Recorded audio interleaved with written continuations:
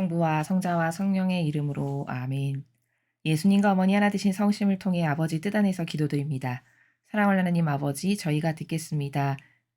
말씀하여 주시옵소서. 또한 아버지께서 오늘도 가르쳐 주시는 고결하고 그리고 지고하시고 아름다우신 그 정신세계의 차원의 사고방식이 저희들의 사고방식이 될 수 있도록 사랑하는 아버지 그리고 예수님과 어머니 저희들을 가련히 여기시어 축복하여 주시옵소서.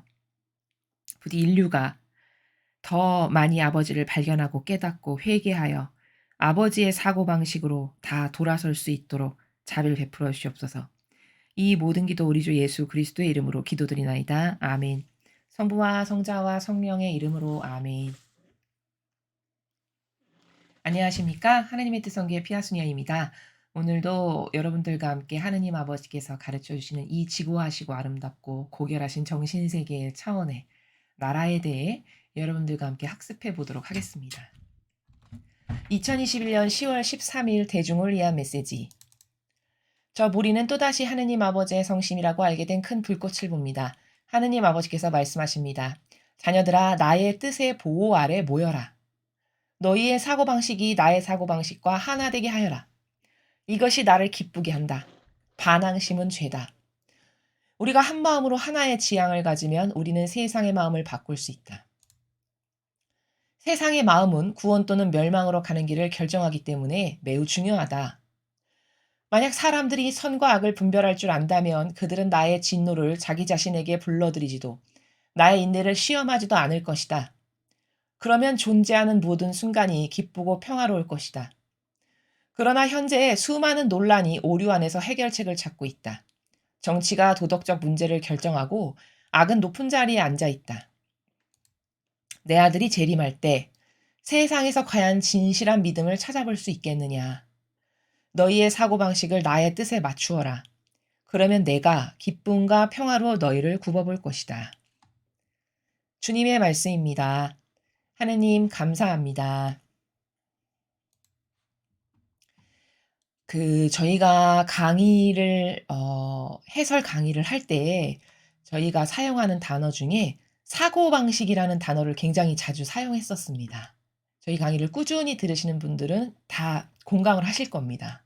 그런데 오늘 드디어 아버지께서 사고방식이라는 단어를 말씀하셨어요. 그리고 오늘 좀 주의 깊게 봐야 될 것은 사고방식이라는 단어를 쓰셨다는 점과 그리고 이 앞에 보면 세상의 마음이 할 때 이 마음이라는 단어 이런 단어를 아버지의 차원에서 이해를 해야 아버지께서 말씀하시고자 하시는 그 표면 너머에 있는 그 본질의 의미, 근원적인 의미, 이것을 올바르게 인식할 수 있습니다. 그래서 오늘 말씀하신 내용은 굉장히 중요한 내용인데 이 내용을 올바르게 신적 질서와 진리의 관점의 나라에서 원리적 차원에서 이해를 하려면 아버지께서 말씀하시는 사고방식의 나라가 도대체 뭔지, 마음이라고 표현하시는 나라가 무엇인지 요것을 먼저 선행학습을 하고 그리고 이 메시지를 봐야 올바른 이해를 할 수 있다. 이렇게 말씀을 드릴 수 있습니다. 자, 근데 먼저 첫째 줄에 보시면 이렇게 말씀하십니다. 자녀들아, 나의 뜻의 보호 아래 모여라. 자, 하느님 아버지 뜻의 보호 아래 모여라. 이렇게 말씀하십니다. 그러면 대다수의 인간은 하느님 뜻의 보호 아래 모여 사나요? 아니면 자아가 늘 나에게 의견을 주고 양식을 되어주는 자신의 뜻 아래서 사나요? 그렇죠. 대다수의 인류의 사람들은 하느님의 뜻 보호 아래서 살지 않고요. 자신의 뜻 아래서 살아갑니다. 그걸 우상으로 떠받들면서. 심지어 신앙인조차도 그렇죠. 입으로는 난 하느님 사랑해, 하느님 믿지, 신뢰하지. 나는 예수님과 어머니를 진짜 사랑해. 신앙인 중에 하느님 사랑합니다 말 안 하는 사람은 아무도 없습니다. 근데 진실도 그러냐? 형상은 그러한데 본질도 그러냐? 본질은 자신이 미처 깨닫지 못해서 그렇지 사실은 자기 뜻을 따르면서 살아가고 있다는 이 이중적인 진실의 내용을 미처 깨닫지 못하는 것이 안타까운 신앙인의 현실이라는 것이죠. 그래서 아버지께서 첫 줄에 말씀하시기를 왜 나의 뜻 보호 아래 모여라. 실제적으로 아버지 뜻 안에서 안 살거든요. 아버지께 속한 자녀들마저도. 이게 아버지께 속한 자녀들에게 주시는 말씀이시잖아요. 이거 세상 사람들에게 주시는 말씀이 아닙니다. 하느님께 속한 자녀들에게 주시는 말씀이에요. 그럼 하느님의 뜻 보호 아래에서 자녀들이 산다면 얘들아 내 뜻 아래 모여서 살아라 이 말씀을 하실 필요가 없죠. 그쵸? 근데 얘들아 내 뜻 아래 보호 아래에서 살아라 이 말씀을 하신다는 건 신앙인조차도 아버지의 뜻 아래에서 안 사니까 얘들아 너희들 뜻 말고 너희들의 자아가 맨날 충동질 시키는 네 의견, 네 뜻, 네 정서 말고 이 신적인 질서, 이 진리의 나라, 성경에서 매일 가르쳐주시는 이 진실과 사실 여기 아래에서 네가 결정도 하고 생각도 하고 말도 해야 되고 여기 아래에서 살아야 된다. 이 말씀을 하시는 겁니다. 자, 그런데 여기서 키포인트가 뭐냐?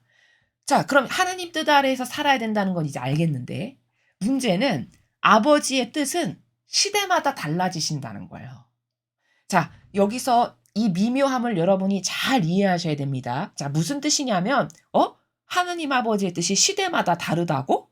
그러면 진리는 영원 무궁토록 불변의 진리라며. 그럼 시대마다 달라진다는 건 또 무슨 말이야? 이거 충돌하는 개념 아니야? 요런 오류에 빠질 수가 있겠죠. 자, 무슨 뜻이냐?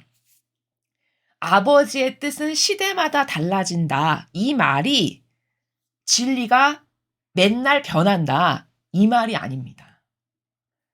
즉 다시 말하면 하느님 아버지의 뜻은 시대마다 달라진다라는 거는 무슨 뜻이냐? 씨를 뿌릴 때가 있고 그걸 한참 자라나게 막 거름을 주고 양식을 줘야 될 때가 있고 그걸 추수해서 거두어들일 이런 때가 다 다르죠.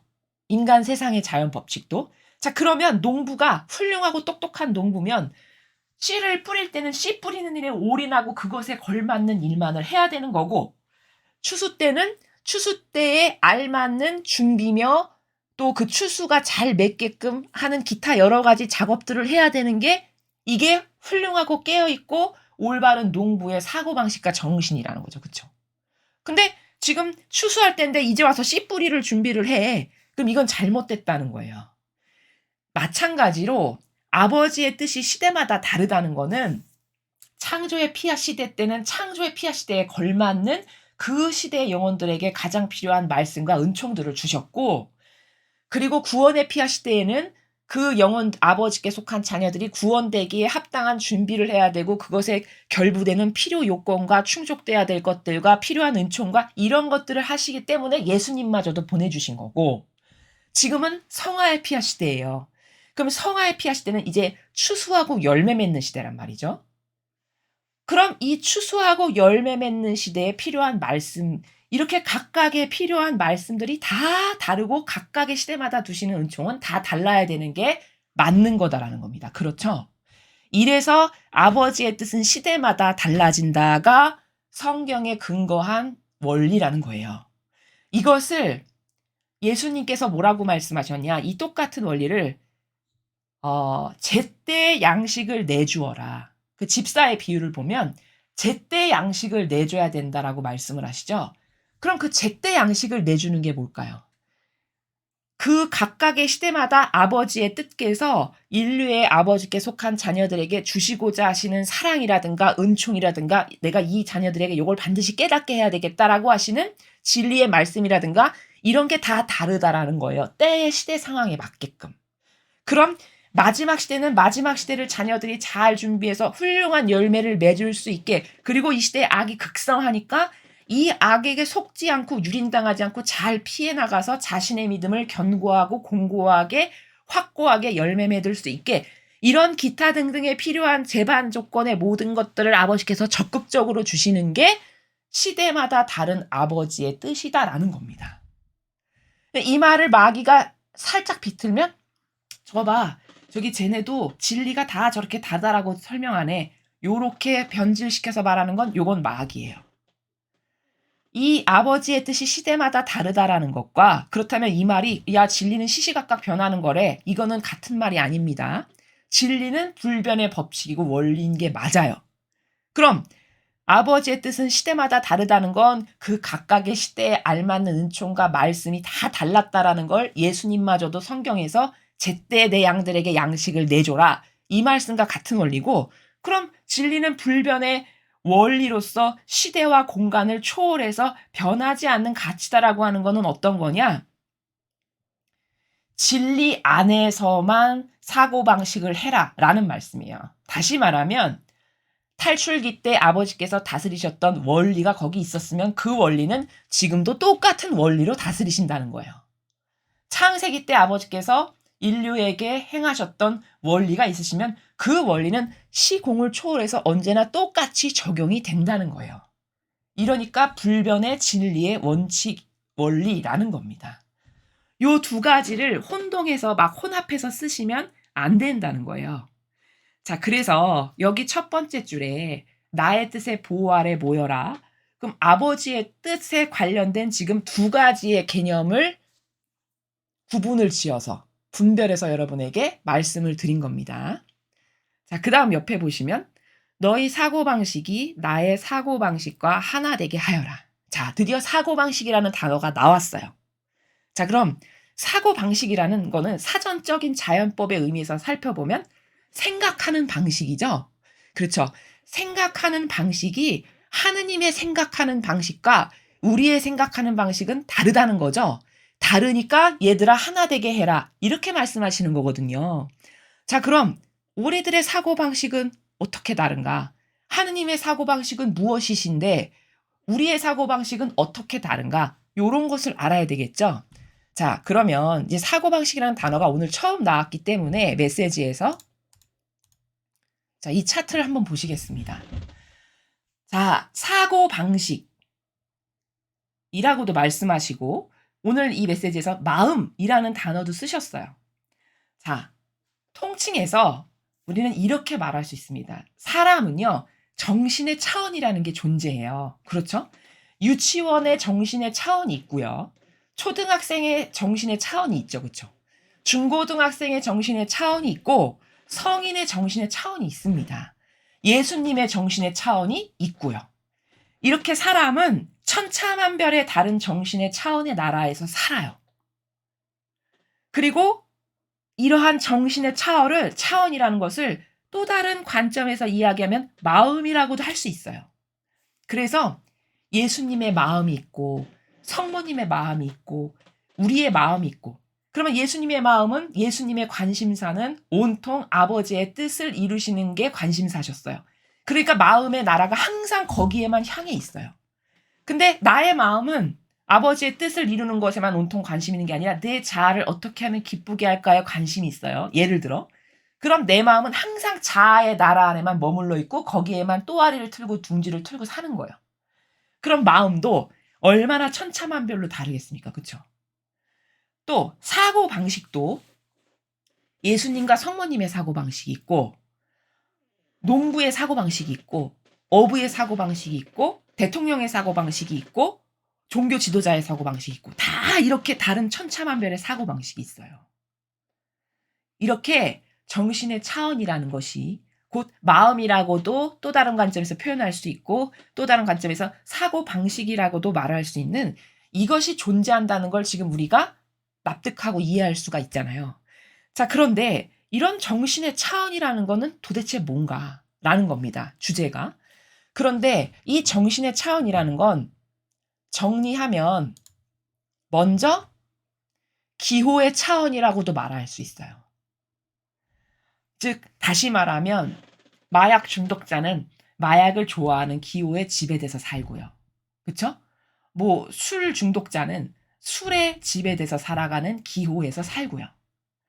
성모님이나 예수님의 기호는 뭐였습니까? 아버지 뜻이 내 뜻. 내 뜻은 없어. 아버지 뜻에 용해되고 하나 돼서 행하는 모든 게 나의 기쁨이야. 이 기호의 차원에서 사셨어요. 그러니까 정신의 차원은 또한 다양한 기호의 차원이라고도 말할 수 있다는 거죠. 자, 또 다른 관점으로 보면 사랑의 차원이라고도 말할 수 있어요. 정신의 차원은. 예를 들어 태어나서 아장아장 걷는 유아의 차원은 엄마 하나만 있으면 되는 그리고 그 엄마로부터 만족감을 얻는 뭐 이런 차원이라면 그것이 자아가 점점 커져가지고 영혼이 성장해서 성인쯤 되면 사랑의 차원이 어떻게 변질되냐면 차라리 그때는 순수성으로 난데 성인이 되면 내가 좋아지는 걸 사랑이라고 착각해요. 이게 인간이 가진 한계적 사랑의 차원이죠. 근데 예수님의 사랑의 차원을 보니까 온통 남을 위해서 존재 자체가 남을 위해서 살아가시는 게 그분의 사랑의 차원의 나라예요. 그래서 제가 기뻐해. 예를 들어 내가 이런 희생을 하니까 나의 이런 희생으로 인해서 제가 살았고 저 영혼이 기뻐하고 희망에 차고 본연의 자신을 찾고 막 이래. 그러면 너무 기쁘신 이런 사랑의 차원이에요. 그럼 이것도 뭡니까? 아, 정신의 차원이라는 건 또 다른 관점으로 표현하면 이렇게 다양한 사랑의 차원의 나라구나. 이렇게 말할 수 있고요. 이것은 또 표현의 차원이에요. 또다시 정신의 차원이라는 건. 예를 들어 유치원생이 표현하는 건 엄마, 엄마, 뭐 자기가 필요한 거 이런 몇 가지의 단어밖에는 표현할 수 없는 나라잖아요. 그럼 좀 성인이 되면 단어 가짓수가 많아지면서 표현할 수 있는 게 많아지겠죠. 그치만 그나마도 인간의 표현의 차원이라는 건 유물론적이고 한계적이고 지극히 자아 위주의 자기 위주의 차원이에요. 근데 성모님이나 예수님께서 표현하시는 나라의 차원을 보면 성경을 보면 예수님께서 별말 안 하시고 굉장히 간단한 한 문장으로 말씀하시는데 제자들이 못 알아들어요. 그렇죠? 그러면 그거는 왜 그럴까? 그분의 표현의 차원의 나라와 제자들이 살아가는 표현의 차원의 나라의 갭이 너무 크기 때문인 거예요. 그분이 살아가시면서 말씀하시는 표현의 나라는 그분의 정신세계와 기호와 사랑이 이미 거룩하다라고 하는, 고결하다라고 하는, 순결하다라고 하는, 지고하시다라고 하는 이런 나라에서 살아가시면서 말씀을 하시기 때문에 쓰시는 단어나 표현의 나라가 그 차원에서 이해될 수 있는 나라고, 제자들이 쓰는 표현과 단어의 나라는 1차원적이고 이런 인간적이고 육에 갇힌 나라에 그저 이론적인 것밖에 없는 나라의 단어를 쓰니까 이 갭이 너무 차이가 심하게 나서 이 나라에 살아가는 사람이 절대 이 나라에서 살아가는 사람의 단어를 이해 못하는 이 문제점에서 제자들이 예수님 말씀을 잘 못 알아들은 거거든요. 또 이 표현의 차원에서 하나 우리가 발견할 수 있는 건 뭐냐면 인간이 사용하는 언어라는 거 있죠. 단어. 우리가 이 자연법에서 쓰는 단어. 이 인간이 쓰는 단어는 이론적인 것밖에 없어요. 하나의 단어가 하나의 개념만 가지고 있다는 거예요. 근데 천상의 단어는 그렇지 않아요. 예를 들어 사랑. 이러면 그 사랑이라는 단어 안에 표현되어 있는 정신세계가 헤아릴 수 없이 많은 가지수의 만큼이나 사랑의 나라가 다중적이에요. 인간은 겸손 그러면 아, 겸손 자기를 낮추는 거 이거 하나밖에 없지만 천상의 나라는 겸손 그러면 그 겸손이라는 단어가 가지고 있는 정신세계의 차원의 나라가 수억만 갈라야라는 거예요. 다중적이라는 거죠. 이러한 다중적 나라에서 단어를 쓰시고 표현하시고 그 정신세계에서 사시면서 말씀하시기 때문에 이론적인 한 가지의 개념밖에는 없는 단어에서 살아가는 제자들은 알아들을 수가 없는 거죠. 고로 표현의 차원은 이꼬로 정신세계의 차원이구나. 이걸 또한 확인할 수가 있는 것이죠. 자, 또 다른 차원에서 정신세계의 차원은 이상의 차원이라고도 말할 수 있어요. 그럼 이상의 차원이라는 건 어떤 사람의 이상은 돈 많이 버는 거. 이게 이상일 수 있고 어떤 사람의 이상의 차원은 이 세상에서 가장 훌륭하고 똑똑한 대학을 나오는 거. 거기서 박사학위 따는 거. 이럴 수도 있고요. 어떤 사람의 이상은 뭐 운동선수인데 금메달 따는 거. 이게 이상일 수도 있고요. 이 세상에서의 유물론적이고 자아에 지배받는 사람의 인간이 가지고 있는 이런 이상의 차원이 있다면 예수님의 이상은 뭘까요? 어머니의 이상은 어떻게 하면 내 자녀들이 나고자 없이 다 아버지 나라에 가게끔 인도할까? 예를 들자면 어떻게 하면 내 자녀들이 지옥 가는 영혼 단 하나도 없이 다 구원되게 할까? 이게 예수님의 이상이셨죠. 한 명도 낙오됨 없이 다 구원되게 하고 싶으셔서 목숨까지 내놓으신 거잖아요. 그러면 예수님의 이런 고결하신 이상과 인간의 이런 저급한 이상은 얼마나 차이가 큰가요? 인간은 아무리 고결하고 대단한 목표를 세운다 하더라도 결과론적으로 그게 자기가 좋아지는 것에 궁극적으로 도달하게 돼요. 그쵸? 금메달을 따는 것도 나를 위한 거고 부자가 돼서 명성을 날리는 것도 나를 위한 거고 인류대학에 가는 것도 다 자기를 위한 거잖아요. 남을 위해서 거대한 목표를 세운다? 이런 사람은 참 드물죠. 그럼 결국 이런 이상의 차원도 그 사람이 살아가는 정신세계에 따라서 이렇게나 다르구나. 성모님을 보니까 이상의 차원 자체가 자신을 완전히 빼는 거. 그래서 어떻게 하면 아버지하고 완전히 하나 될까? 이게 성모님의 이상의 차원이요. 근데 세상 사람의 이상이라는 건 어떻게 하면 내 욕심을 좀 더 차릴까? 어떻게 하면 내가 좀 부자 되고 내가 더 사욕과 욕망을 채우지? 얼마나 다릅니까? 이상이. 그쵸? 고로 이렇게 이상의 차원의 나라가 곧 정신세계의 차원과 결부되는 거구나. 이렇게 알 수 있고요. 또 이것은 이런 관점도 있어요. 지향의 차원으로도 정신세계의 차원을 요 관점으로도 볼 수 있다는 거예요. 즉 지향의 차원이라는 거는 나의 지향이라는 거는 다 아까 앞에 이상에서도 말씀을 드렸지만 내 가족이 잘 되는 거, 내 자식이 잘 되는 거, 내 남편이 잘 되는 거, 혹은 내가 잘 되는 거 다 나와 결부되거나 나의 어떤 영달을 위해서거나 내 자애심과 이기심을 채우기 위해서라거나 뭐 이런 기타 등등의 지향이겠죠. 근데 하느님 아버지의 지향, 예수님과 어머니의 지향은 어떠셨습니까? 아버지의 지향의 차원은요. 이 정도로 위대해요. 아버지 지향은 뭐였냐면 인류에게 그 아버지 뜬 나라에 흠결 없는 풍요의 바다 있죠. 없는 거라고는 없는 그 풍요의 바다를 자녀들에게 다 내어줘도 아깝지 않은 자녀들이 되기를 바라고 희망하시는 그 나라가 아버지 지향의 나라예요. 얼마나 거국적입니까? 그쵸? 얼마나 거대해요. 지향 자체가. 그냥 인간처럼 쪼잔하게 나 하나 잘 먹고 잘 살고 잘 되고 이런 것하고는 차원이 다른. 자신의 것을 아낌없이 내놓고 이 풍요의 바다에 이 지고하신 나라에 내 자녀들이 와서 살았으면 좋겠는데 여기에 와서 살기에 제발 합당하고 타당한 영혼들이 돼서 이 흠결 없는 풍요의 바다를 내가 마음껏 내어줘도 아깝지 않은 내 자녀들이 됐으면 이게 아버지 지향이시라는 거예요. 굉장히 거시적이죠. 거국적이고. 그럼 이런 지향이 있는데 인간의 지향은 얼마나 개미만한가. 얼마나 까만 점 하나에 불과한가. 이게 비교가 되는 거죠. 이게 다 뭐 때문에 이런 차원이 달라지는 거냐? 이게 정신세계 차원이 다르기 때문이라는 거예요. 또 정신세계 차원이라는 건 마지막으로 미래의 차원하고도 결부돼요.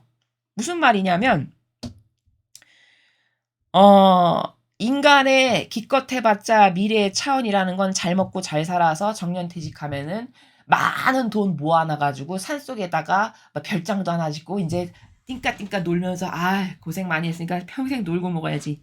이게 미래지향적인 미래를 준비하는 인간의 차원이라면 하느님 아버지께서 미래에 대해서 가지고 계시는 차원은 뭐냐면 내가 만든 이 나의 자녀들이 완성되었으면 성화로. 이런 차원이요. 정말 거시적이죠. 또 아버지가 가지고 계시는 미래적 차원이라는 건 뭐냐면 아버지가 가지고 계시는 이 모든 풍요의 바다의 다양한 속성들을 내 자녀들과 함께 제발 공유했으면 그렇게 될 수 있는 내 자녀들이 제발 되어줬으면 이게 아버지께서 거시적으로 보시는 미래적 관점의 차원의 나라예요. 인간은 쪼잔하기가 그리고 참 점 하나에 불과하기가 내 것을 그렇게 남하고 공유해서 넉넉하게 다 들어오세요. 함께 누립시다. 이런 사고방식 하는 사람 거의 없잖아요. 그쵸? 어떻게 하면 저 사람보다 더 많이 갖고 경계 세우고 담벼락 세우고 담장 세우고 요즘 세상은 그런 게 더 심하죠. 그럼 이렇게 거시적인 아버지의 미래의 관점의 차원하고는 너무 질이 떨어지는 거죠. 자, 이렇듯이 정신세계라는 건요. 곧 마음의 나라라는 거는 사고방식이라는 거는 이 정도로 다양한 속성으로 입증이 될 수 있고 이 정도로 천차만별의 다양한 반향에 따라서 기호나 사랑이나 표현이나 이상이나 지향이나 미래의 차원에서 너무나도 사람의 수만큼 다른 그런 차원이 존재하는 나라라는 거예요. 자, 그래서 지금 제가 예수님이나 어머니께서 가지고 계시는 정신세계의 기호가 어떻고 사랑이 어떻고 표현이 어떠하며 이상이 어떠하시고 지향이 어떠시고 미래적 관점이 어떠신지를 쭉 설명을 드렸어요. 자, 이러한 지금 제가 후자에 설명드린 아버지나 예수님이나 어머니께서 가지고 계신 저런 고결한 기호, 사랑, 표현, 이상, 지향, 미래의 차원, 이런 것 가운데 우리도 살아가기를 바라시는 거예요. 정신세계가 성장돼서. 이해되시죠? 그러니까 우리도 지금 예수님이나 성모님께서 가지고 계신 기호, 사랑, 표현, 이상, 지향, 미래와 같은 그런 차원에서 내가 살아간다면 그때서야 비로소 내가 평화 가운데 살아가는 거다라는 겁니다. 이해되시죠? 또 이러한 고결한 정신세계의 차원에서 내가 깨어서 살아갈 때, 그럴 때 그게 바로 진정성의 나라에서 사는 거고 그게 바로 진지함의 나라에서 살아가는 거예요.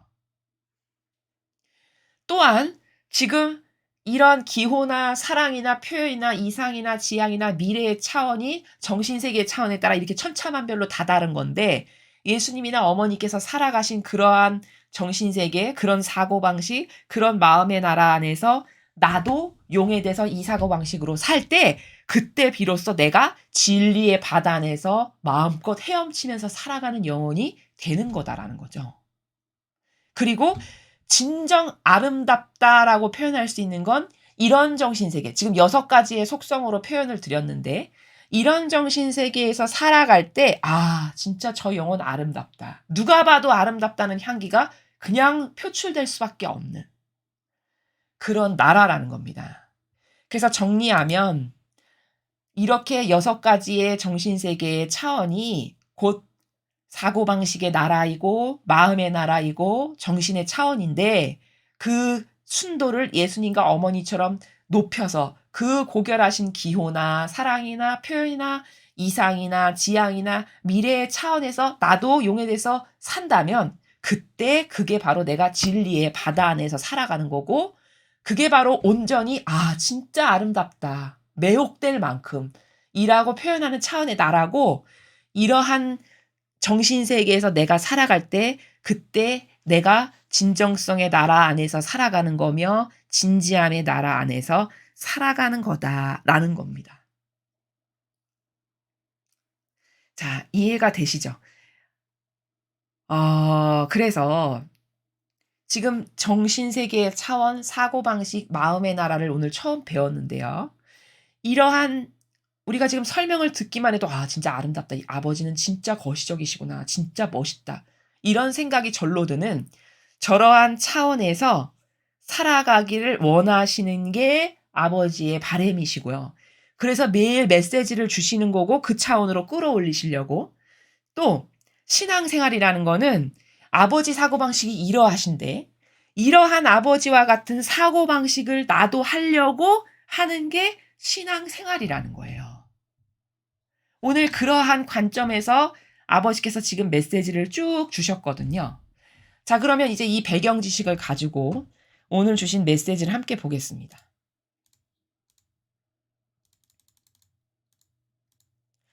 자, 나의 뜻에 보호 아래 모여라. 여기까지 봤고요. 너희의 사고방식이 나의 사고방식과 하나 되게 하여라. 자, 사고방식이 하나 되게 하라는 게 무슨 말씀이신지 지금 6개의 카테고리를 통해서 이런 기호로 바뀌고 이런 사랑으로 나도 바뀌고 이런 표현의 나라로 가고 이런 이상의 차원으로 가고 그렇게 살으라는 거구나. 그렇게 아버지의 사고방식과 하나 되게 하라는 거구나. 좀 구체적으로 와닿으시죠? 이것이 나를 기쁘게 한다. 그렇죠. 왜? 아버지의 사고방식과 같아지면 아버지 풍요의 바다의 나라 안에서 우리도 살아갈 수 있게 되니까 그 풍요의 모든 것을 우리에게 공유하시는 게 아버지 기쁨이시니까. 그러니까 기쁘게 한다는 거예요. 반항심은 죄다. 여기서 말씀하시는 반항심이라는 건 이런 정신세계로 살라고 인도하는데 거부하고 수용 안 하는 거죠. 내 자아가 편해. 내게 좋아. 이게 편한데 왜 자꾸 힘들게 귀찮게 이상한 그런 것을 자꾸 제시해. 이런 반항심은 당연히 죄라는 거예요. 우리가 한 마음으로 하나의 지향을 가지면 우리는 세상의 마음을 바꿀 수 있다. 자, 세상 사람들이 지금 제가 말씀드렸던 6가지의 그런 거시적 차원의 나라의 정신세계나 마음에서 산다. 그러면 얼마나 아름다울까요? 향기가 그냥 말하지 않고 침문만 하고 있어도 향기가 물씬 나겠죠. 즉 세상의 마음을 바꿀 수 있다라는 거는 무슨 뜻이냐면 너희들이 그런 정신세계에서 살지, 그러면 남들이 그런 정신세계에서 살아가는 우리들을 보고 그런 아름다운 정신을 보고 나도 달라져야 되겠다. 나도 저렇게 살아야 되겠다. 저거 진짜 멋있네. 저거 진짜 아름답다. 저거 진짜 고결하구나. 이렇게 하면서 달라질 거니까 세상의 마음이 바뀐다고 말씀하시는 거예요. 그렇죠. 세상의 마음은 구원 또는 멸망으로 가는 길을 결정하기 때문에 매우 중요하다. 그쵸. 구원될 건가? 멸망해서 지옥 갈 건가? 그것은 앞에서 설명드린 정신세계의 어느 차원에서 내가 살아가느냐에 따라 내가 지옥을 갈 수도 있고 혹은 연옥을 갈 수도 있고 아니면 천상에 갈 수도 있고 이렇게 되는 거죠. 즉 앞에서 배운 6가지의 속성의 차원의 그 속성을 내가 조금이라도 갖고 있다면 연옥을 갈 것이고 앞에 말씀드린 6가지의 속성이 나에게 전혀 없다. 오로지 마귀에게 맹종하고 동조하고 협력하고 맹신하는 것밖에 없다. 이러면 지옥을 가는 거겠죠. 이렇게 분별이 되는 것이고 그 다음에 만약 사람들이 선과 악을 분별할 줄 안다면 그들은 나의 진노를 자기 자신에게 불러들이지도 나의 인내를 시험하지도 않을 것이다. 그렇죠. 아니 지옥 갈 걸 알면서 그 길을 걸어갈 사람이 누가 있겠습니까? 그렇죠. 선과 악을 뚜렷이 본다면 악을 행해가지고 그것 때문에 지옥 갈 결정적 흠결사항을 만들 사람이 누가 있겠습니까? 그렇죠. 여러분 신앙 없는 사람도요. 저 좀 기도 좀 해주세요. 이런 분들 많아요. 신앙이 없어도요. 자신이 잘 되고 자식이 잘 되는 건 다 좋아하고 기뻐합니다. 복 받는 거 이런 거 다 좋아해요. 그럼 그 속성을 통해서 발견할 수 있는 게 뭐냐. 모든 인간이 비록 하나님을 몰라도 하나님의 모상으로 창조됐기 때문에 복받고 은총받는 것에 대해서 그렇게 원하고 갈망한다는 거거든요. 자, 그렇다면은 분별이 얼마나 중요합니까? 이 시대에. 아버지께서 말씀하시잖아요. 만약에 인간이 똑바로 선과 악을 분별하며 아니 뜨거운 불길을 불러들일 사람이 누가 있겠어요? 저주를 끌어당길 사람이 누가 있겠습니까? 그럼 이 말씀은 선과 악을 너희들이 분별 못하니까 끊임없이 진노를 끌어들이고 내 인내를 네가 시험하는 거다. 이런 말씀이시죠. 그러면 존재하는 모든 순간이 기쁘고 평화로울 것이다. 당연하죠. 왜? 아버지와 소통 관계가 잘 되고 아버지와 화목하고 평화롭고 아버지와 하나 될 테니까. 그러면 모든 순간이 그저 평화 가운데 있고 고요하고 기쁨과 행복만이 있겠죠. 마음이 불안하고 초조하고 불편하고 이런 건 다 왜죠? 내 자아가 시키는 걸 해야 되는데 그게 뜻대로 잘 안 될 때. 그러면 이거는 뭐예요? 소통 관계가 아니라 막혀 있는 거예요. 마귀에게 지배당하고 있어서 그런 거죠. 그러나 현재 수많은 논란이 오류 안에서 해결책을 찾고 있다. 자, 세상에 수많은 논란이 있대요. 그럼 이렇게 세상에 뭐 정치며 종교며 문화, 예술, 경제 할 것 없이 모든 것에서 이렇게 그 어느 때하고도 비교할 수 없을 만큼 논란이 이렇게 터져나오고 말도 안 되는 상식적으로도 이해할 수 없는 이상한 것들이 막 튀어나오는 것은 이런 수많은 논란이 있는 건 왜일까요? 앞에서 말씀드린 정신세계의 6개의 차원의 나라에서 사람들이 살지 않고 그런 차원이 있는지도 모르거니와 정신세계에 관심도 없고 이 세상에 그러한 속성으로 살아가는 모범적인 역할을 하는 리더도 없고 이러니까 수많은 논란과 오류로 점철되어 있는 거죠. 인류가. 정치가 도덕적 문제를 결정하고 악은 높은 자리에 앉아있다. 여러분 이 세상이 얼마나 심각한 상태냐면 악이 최고 높은 자리에 앉아서 결정하고 모든 걸 다 해요. 지금 이교도의 교회가 그렇죠. 그렇죠? 최고의 높은 권한과 모든 결정 권한을 다 갖고 있고 수많은 영혼들에게 영향력을 끼칠 수 있는 막강한 파워를 지닌 가장 높은 최고의 하이라이트의 자리에 마귀가 딱 차지하고 앉아 있는 거죠. 지금 시대가. 물론 정치도 그렇고 종교도 그렇고 모든 분야가.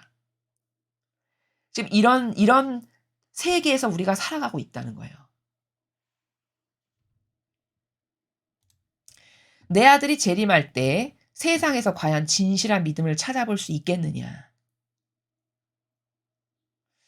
지금 세상이 이 지경인데 다 우두머리는 다 마귀가 꿰차고 앉아있고 밑에 속한 국민은 마귀가 수십 년 수백 년을 공들여서 쌓아놓은 부작용의 열매를 다 받아먹어가지고 여기 정신세계는 아예 신적인 것하고는 동가서가 다르게 완전 벌어져 있고 그리고 마귀 사고방식이 진짜라고 하고 우기고 이게 좋다라고 하고 이것만 따라가고 이런 상황이고 이러니 내 아들이 재림해서 세상에 올 때 과연 진실한 믿음 진정성의 나라에서 하느님 아버지께 올바른 것을 드리고 똑바로 반영할 줄 아는 이런 믿음이 과연 세상에 몇이나 있겠느냐 이런 말씀이시죠.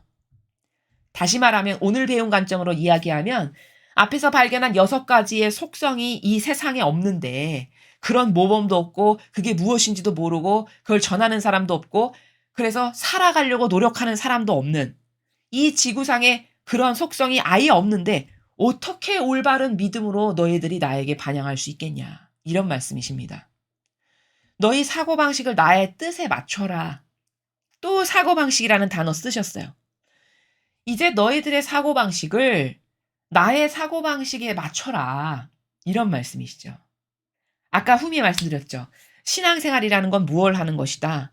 아버지와 똑같은 사고방식을 하기 위해 내 것을 자꾸 버리는 과정이 신앙생활이다. 또 다른 관점으로 이야기하면. 그래서 내 사고방식이 아버지의 사고방식과 같아져.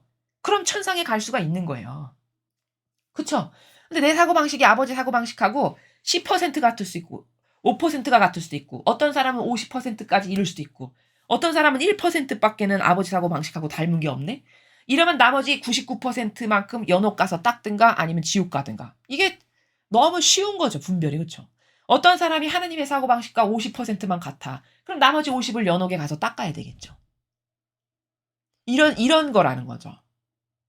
그러니까 빨리 이 지상에서 어떤 게 옳은지 어떤 게 그른지 똑바로 딱딱딱딱 빨리빨리 분별을 하고 너의 사고방식을 자꾸 버리는 연습을 해서 네 사고방식이 내 사고방식이 되게끔 해라. 그래서 나는 제발 내 지향과 내 미래가 내 이상이 다 내 자녀들을 위한 것에 있다. 흠결없는 나의 아름다운 풍요의 바다를 내가 너희들에게 마음껏 내줘서 너희들이 와서 거기서 차지하고 다 나와 함께 공유하면서 살기를 내가 이렇게 바라는데 그게 내 지향이고 내 미래고 내 이상인데 이것을 구현하는 해서 올바르게 반영할 수 있는 내 자녀가 몇 명이나 될까 이런 말씀이신 거예요. 그렇게 주고 싶은데 그러려면 공짜는 안 되고 왜? 천상의 나라는 정직의 나라고 진실과 팩트에만 근거한 나라인데 맺은 열매가 없는데 어떻게 가져다 놓고 공유해라 이렇게는 못해요. 그러면 마귀가 항의한다니까요. 아니 아버지 쟤는 이 지상에서 맺은 열매가 자아의 종으로 산 게 다고 저기 이상한 이교도 맹신하고 맹종했는데 어떻게 이게 천상에 가게 합당합니까? 이렇게 이의를 제기한다고요. 그럼 아버지가 말씀하실 게 없겠네요. 그런 건 불가능한 세계예요. 그 세계는 통용이 안 돼요. 그래서 빨리 이 지상에서 살 때 이런 아버지 말씀에 근거해서 아 이게 왜 악이고 아 이건 반드시 버리지 않으면 안 되는 거고 살아생전에 아 이거는 꼭 해결을 하고 넘어가야 되는 거고 이런 것에 대한 알고리즘이 딱딱딱딱딱 서야 된다는 거죠. 그래서 우리 사고방식을 아버지 사고방식에 맞춰라. 그럼 내가 기쁨과 평화로 널 굽어볼 거다. 자, 기쁨과 평화로 우리 영혼을 굽어보신다는 건 이거예요. 눈길을 돌리지 못하시고 관심을 갖고 끌어안으신다는 거예요. 아, 얘가 나를 닮았네. 왜 우리도 부모 자식 간의 이런 관계성을 보면은 어떤 자녀가 부모의 속성을 너무 판박이처럼 빼다 박았어. 그럼 부모가 막 흐뭇해하시면서 기뻐하시면서 아유 이렇게 궁뎅이 두드리시면서 아유 내 새끼 나를 이렇게 닮았네? 뭐 이런 나라 있죠. 인간도. 마치 그런 것처럼 100%그 나라라고 이렇게 말할 순 없겠지만 예를 들자면 그렇듯이 하느님께서도 하느님을 닮았어요. 사고방식과 정신세계가. 그럼 얼마나 그게 뿌듯하고 기쁘고 예뻐 보이시겠어요. 그러니까 너희를 굽어볼 것이다라는 행간의 나라는 눈길을 돌리지 못하고 '아유 제가 나의 이런 거 닮았네. 요런 거 버리려고 애쓰는구나. 아 이쁘다, 이쁘다.' 하면서 관심을 갖고 끌어안아 주신다는 그런 사랑의 표현의 나라예요. 여기 굽어볼 것이다가. 자 그래서 오늘 이 메시지는 특별히 정신의 차원이란 무엇인가? 사고방식의 나라라는 게 차원의 나라라는 게 도대체 뭔가? 이런 것에 대해서 말씀하시는 것이거든요. 그래서 지금까지 저희 사명이 사고방식이라는 단어를 많이 썼는데 메시지에서 사고방식이라는 단어를 공식적으로 쓰신 건 오늘이 처음이신 것 같아요, 아버지께서. 그래서 아버지께서 말씀하신 단어라서 그 단어의 나라의 그 관점을 좀 이렇게 확장시켜서 넓혀 드려야 여러분께서 그걸 또 막연하지 않게 인식을 하실 수가 있어서 정신 세계가 뭔지, 마음의 나라가 어떠한 건지 그건 곧 사고방식이라는 것인데 하느님의 사고방식은 6가지의 카테고리로 봤을 때 이렇게 고결하고 거시적인데 우리는 거기에 비하면 어떤 사고방식으로 사는가? 요런 것을 조금 비교 분석을 해 보았습니다. 그래서 이 말씀의 근거에서 내 사고방식에 아버지와 닮지 않은 게 있다면 그걸 빨리빨리 버릴 줄 아는 게 현명한 거다라는 것을 말씀을 드립니다. 자 그리고 공지사항을 하나 말씀드리면요. 저희 사명은 영혼들을 찾고 있습니다. 어떤 분들을 찾고 있냐면요. 성공하기를 바라고 갈망하시는 분들 있죠. 그 성공이라는 건 다채롭고 다양합니다. 그게 무엇이 되건 다 괜찮고요. 성별, 연령 모두 불문입니다. 아이부터 어르신에 이르기까지. 여성, 남성, 지위, 고와 모든 것을 막론하고 내가 이러한 성공을 해보고 싶은데 그 성공을 위해서 도와줄 사람이 없으신 갈망도 있고 열정도 있고 성실한데 어떻게 해야 성공할지를 잘 몰라서 지금 좌절과 절망 가운데 있으신 분들. 그런 분들에게 도움을 드리고 싶습니다. 그것이 무엇이건 하느님의 진리는 하느님의 진리 가운데 그분의 뜻에 순종하면서 무엇인가 계획도 세우고 프로세스도 하고 이러면서 도전을 하잖아요. 그런 모든 분야에서 다 성공할 수 있는 게 위대하신 아버지의 권능과 전능이 거기서 드러나는 겁니다. 예를 들어 다윗이 양치기 소년에 불과했죠. 근데 그 16살 어린 다윗에게 아버지께서 그 속성과 근성이 마음에 들어서 딱 뽑으시고 기름부터 갖다 부으시죠. 나중에 왕이 됩니다. 15년 후에. 바로 그 다윗을 하느님께서 속성과 근성이 좋아서 선택하시고 예언자를 통해 그를 도우셨던 것처럼 그래서 그를 왕의 자리에까지 앉히셨던 것처럼 아버지의 권능이 올바르게 반영하길 원하고 갈망으로 성공하기를 원하는 사람들을 어떻게 도우셔서 영광이 드러나게 하시는가 그런 것을 직접 체험하실 수 있습니다. 주변에 이러한 문제 가운데 어둠과 고통 속에서 계시는 분들, 이 강의를 그분들에게 돌려셔도 좋고요. 여러분께서 권고하셔도 좋습니다. 그것은 세상의 학업이 됐건, 무슨 사업에 도전이 됐건, 혹은 결혼 생활의 다양한 고부간의 갈등이나 문제가 됐건, 혹은 진리의 나라를 알고 싶다라든가, 어떤 세상의 정치에서 뭔가 도전하기로 하는 이런 모든 것에서 다 가능한 겁니다. 그래서 그러한 영혼들이 계시다면 망설임 없이 저희 이 유튜브 하단부에 이메일 주소를 제가 항상 올려놓거든요. 그 기로 얼마든지 연락을 주시면은 저희가 그분들의 손을 잡아서 아버지의 뜻 안에서 어떻게 성공하는 것인지를 함께 돕기를 갈망하고 있으니 그런 분들이 계시면 연락 주시기 바랍니다. 이상으로 2021년 10월 13일 대중을 위한 메시지 해설을 마치겠습니다. 감사합니다.